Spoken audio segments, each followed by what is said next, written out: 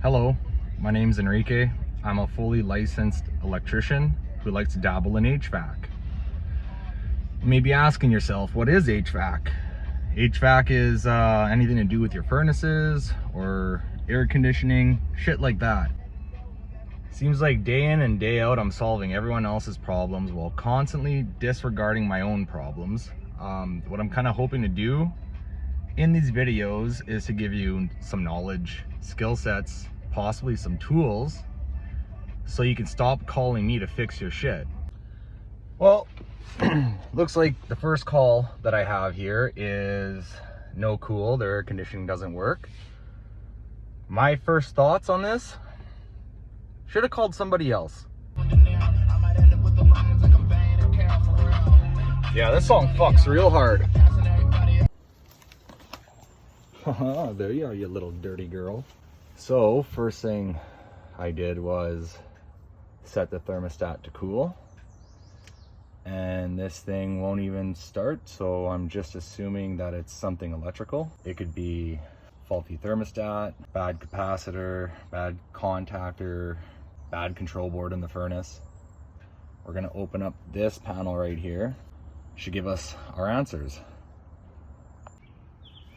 Now that I got the panel cover off, first thing I'm going to test is to make sure that it has 240 volts. Right here is the contactor. You can just bump start it by pushing this little button, and if it turns on, that means you have your 240 volts. Yeah, right there.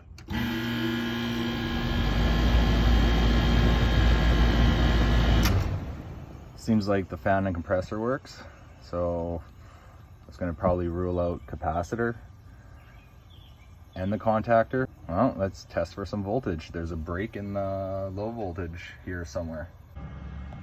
So essentially with your extra low voltage, you have 24 volts on either side of the contactor.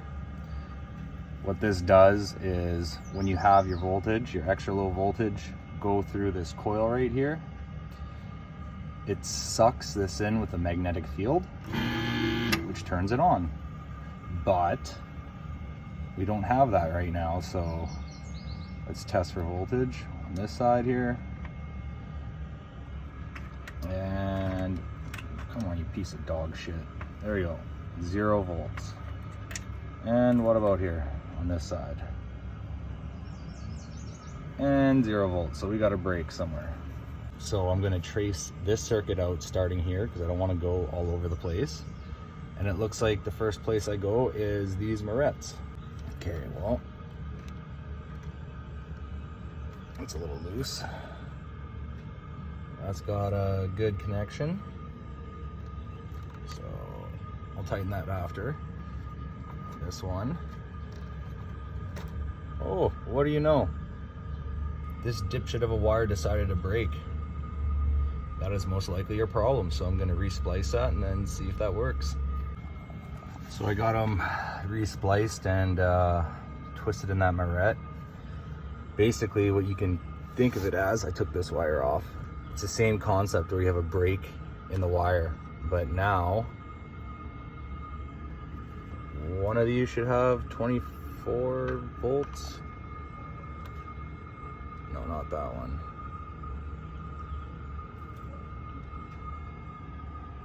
Yeah, see? You want anywhere from like 24, 29 volts, whatever. It doesn't have to be perfect. But you have your voltage. So basically that break in that wire acts like this, but then when you have a complete circuit, once this makes contact, blam! Put it back in, and what do you know, Bob's your uncle. You may have noticed too that the contactor was sparking quite a bit. That often means that those little copper things in the middle here, I don't want to touch that shit, that's high voltage. They're pitted, which means stuff is arcing. Well now, glad that was an easy one. To summarize what happened here, there's a break in the low voltage, and should have learned how to fix this yourself so you didn't have to call me.